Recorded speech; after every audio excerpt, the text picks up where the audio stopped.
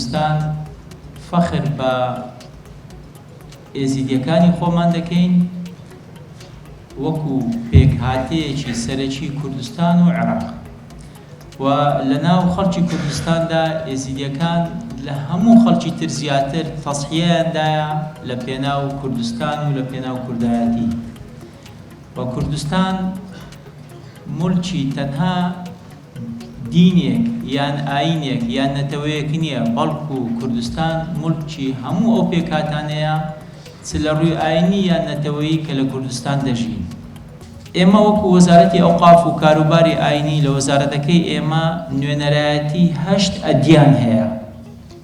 بەڕێوەبەرایەتی گشتی کاروباری ئێزیدیەکانمان هەیە، کاک سعود کە ئێستا لێرە دانیشتووە بەڕێوەبەری گشتیە و بەڕێوەبەری کاروباری مەسیحیەکانمان هەیە و نوێنەرایەتی 8 ئەدیانمان یان 8 ئاینمان لە وەزارەت هەیە. لە وەزارەت وەکو سیاسەتی حکوومەتی هەرێمی کوردستان هەوڵمان داوە کە وتاری میانڕەوی ئاینی لە کوردستان وتارێک بی کە خزمەتی مرۆڤایەتی و خزمەتی کوردستان بکات. من بەسەربەرزیەوە دەڵێم سوپاسی هەموو پیاوانی ئاینی ئەدیانەکانی کوردستان دەکەم کە 199 زیاتریان وتارەکانیان میانڕەوە خزمەتی مرۆڤایەتی دەکا. بێگومان بمانەوە یان نەمانەوێت لە هەموو وڵاتانی دنیا تاکتاکە خەڵکی نەشاز لە ئەدیانەکان دەبن، بەڵام ئەو کەسانە تەعبیر لە ئاینەکان ناکەن، ئەو خەڵکانەی کە نەشازن و ئەو خەڵکانەی کە توندڕەون. بێگومان کە داعش کردەوەی تیرۆریستی ئەنجام دەدا، داعش تەنها بەرامبەر بە ئێزیدی و مەسیحی کردەوەی تیرۆریستی ئەنجام نەدەدا. داعش کردەوەی تیرۆریستی و توندڕەوی بەرامبەر ئیسلام و بەرامبەر ئینسانەتی و بەرامبەر هەموو ئەدیانەکان ئەنجام دەدا.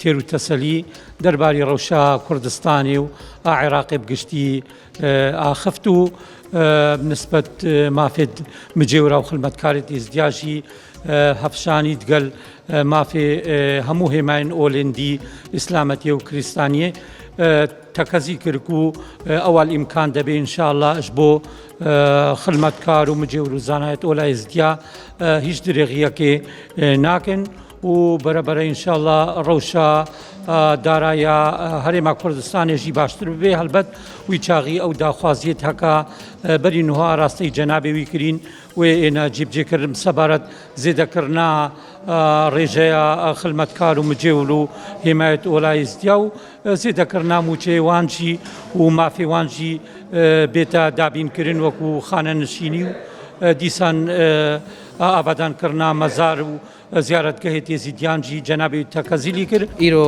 لڤێ هۆلێ خەڵکێ مەژی هەر دەبەرێکێ وەکو نوێنەرێکی ژێدوان گلی و گازنێت خۆ و داخوازێت خەڵکی خوا ئەوەی کە پیت بیان ئیرۆ گەهانە جەنابێ وەزیرژی جوامێر گەلک ڕۆنکردندان سەرکار و خەباتە وزارەتێ و ئەوقافێمە و ئەو کارێت کە ئەتکەن و کارێت کە لە ئایندەژی وێکن.